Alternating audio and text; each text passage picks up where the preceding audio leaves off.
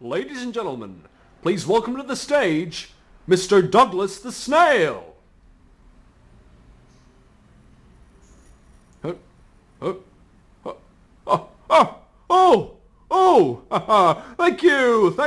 Thank you so very much. Thank you, everybody. Whew. Well, who'd have thought it, eh? A little snail like me, reaching such lofty heights. Whew. You know, the most that any typical snail is ever able to see is either the bottom of the garden or the bottom of the fish tank.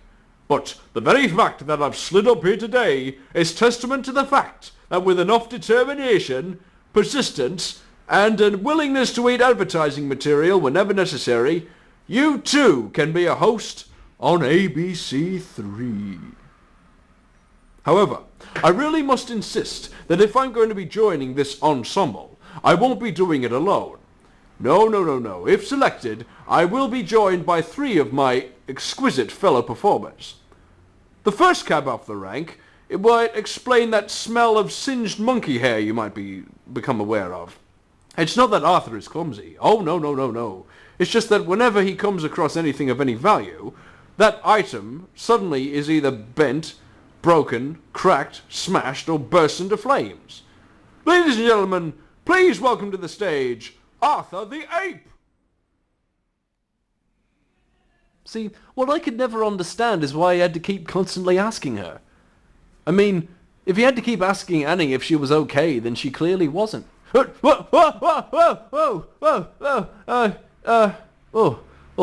folks. Wow.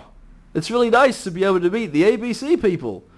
You know, as much as I enjoyed working at the DEF and the GHI, I always felt that it was the hallowed ABC where my true calling lies. At last! Recognition! No more being mistaken for Donkey Kong! But one more thing. If anyone ever tells you about the enormous mess at the JKL, I was nowhere near it at the time. Anyway, folks, I gotta run. See ya. Thank you, Arthur. My next guest is a very well-travelled gentleman. He's travelled everywhere from Brisbane to Bangkok and from Bangalore to his own backyard.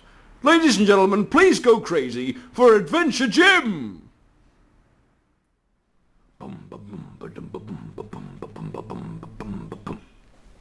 G'day, thrill seekers! So let's see, I've got my hat on my head, plenty of foam in my camera, I had lots of sugar on my Weet-Bix. I'm ready to roll! I'm Adventure Jim! And remember, if you come on one of my expeditions, you be prepared to see some really bug stuff. Honestly, some of this stuff that you're about to see will make you tickled pink. So come along with me, but remember, don't forget your fish fingers. Thank you, Jim. As always, your expeditions sound very interesting.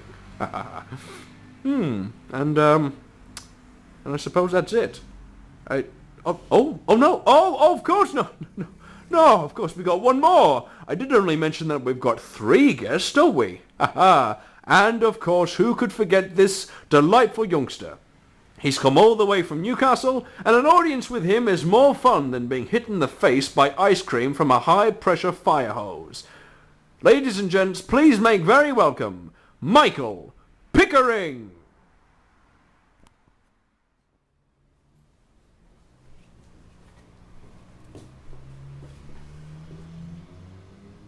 You know what's really fascinating?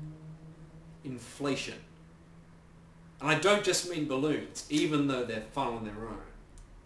I'm talking about when all of the money in a particular country goes up in value. But I wonder what would happen if you were to take the English language and then inflate it. Well, wish me luck.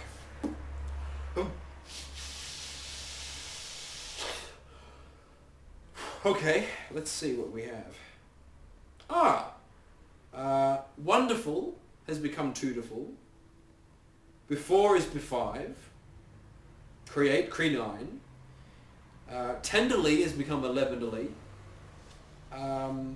Oh, a sentence like I ate a tenderloin with my fork has become I nined and lemmed a loin with my fife, and so on and so forth.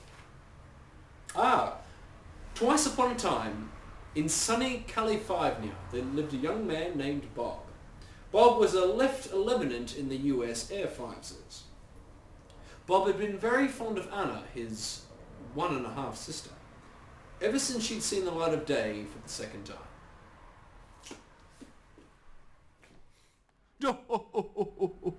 Thank you, Michael. That was super. Whew.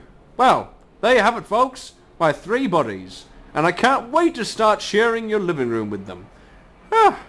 Well, I guess it's cheerio from me. Oh, but one last word of advice before I go. One last little pearl of wisdom to all of those ambitious young snails on the rise to fame and glory. If you ever want to know what tastes the best in the mailbox, I would suggest eating the yellow JB Hi-Fi pamphlets. They taste like cheese. Goodbye, folks!